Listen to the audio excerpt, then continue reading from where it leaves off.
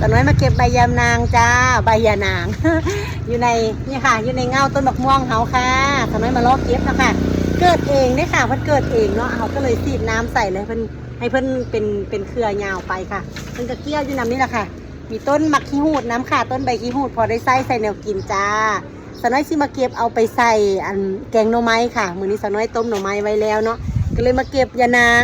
ตอนแรกว่าสิซื้อน้ำยานางอยู่ในรถที่เขามาลอกขายแต่สาวน้อยว่า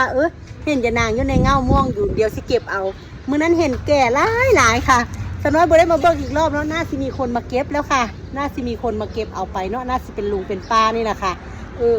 พอสาวน้อยมาเก็บมื้อนี้เพิ่นมีแต่ใบอ่อนๆจ้ะพี่น้องขานี่ยังอ่อนอยู่เลยค่ะยังอ่อนอยู่ แต่ยายดอกได้นิดนึงค่ะหน่อไม้ก็บ่หลายเดี๋ยวสาวน้อยสิเอาไปสีใส่สีเนาะเพิ่นเอิ้นสีค่ะไปย่องค่ะย่องเอาน้ำเพิ่นแล้วสิใส่แกงหน่อไม้จ้า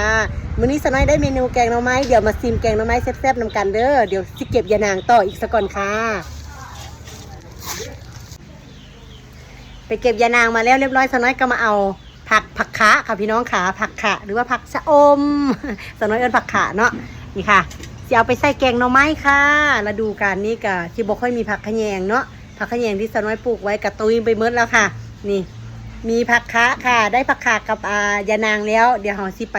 สวยข้าวค่ะเพราะว่าสาวน้อยนึ่งข้าวไว้อยู่เนาะสวยข้าวแล้วเราจะค่อยสิทำการแกงจ้า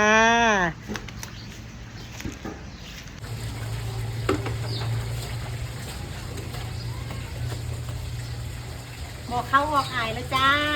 นี่มาเบิ่งหน่อไม้ค่ะหน่อไม้นิดนึงในต้มใส่หน่อไม้ถุงนี่ค่ะ มีหน่อไม้นิดนึงแต่ว่าเราต้มใส่หน่อไม้ถุงเนาะเพิ่นเอาหน่อไม้ถุงมาให้ก็เลยต้มใส่กันนะคะมีหน่อไม้สดกับหน่อไม้ถุงค่ะแต่ว่ากระแซบนะหน่อไม้ถุงเพิ่นเฮ็ดเนี่ยบุกคิวเลยค่ะเนี่ยแซ่บนี่เด้ผักขาไปเอามาเก็บมาเลยเดี๋ยวสาวน้อยสิสวยข้าวซะก่อนค่ะสวยข้าวแล้วเรียบร้อยแล้วกันนี่เดี๋ยวสิไปล้างยานางค่ะสียานางซะก่อนสียานางแล้วเรียบร้อยแล้วก็สิตำข้าวเบื่อค่ะตำข้าวเบื่อแล้วก็สิแกงเนาะนี่ใส่ผักขาค่ะมื้อนี้แกงใส่ผักขาหอมๆแซ่บๆเดี๋ยวมาท่าซิมน้ำกันนะจ้าที่ขอบ้านนอกเมนูแกงหน่อไม้ค่ะเดี๋ยวไปล้างยานางซะก่อนค่ะแล้วค่อยสิเอายานางมาเทใส่หม้อต้มหน่อไม้เนาะแล้วก็แกงจ้าเดี๋ยวไปล้างยานางก่อนเด้อกำลังว่าสิไปขั้นยานางพี่น้องจ๋าป้าบอกว่ายานางมันน้อยโพดนี่เพิ่นบอกว่าอยู่ในหัวของหญ้าค่ะมีสน้อยก็เลยย่างมาเบิ่งมีอีหลีค่ะเดี๋ยวสน้อยสิเก็บไปเพิ่มเนาะเพราะว่าแกงหน่อไม้นี่คันยานางน้อยนี่ย่ามยานางน้อยบ่เขียวนี่บ่แซ่บเด้ค่ะพี่น้องค่ะสน้อยก็เลยมาเก็บอีกค่ะนี่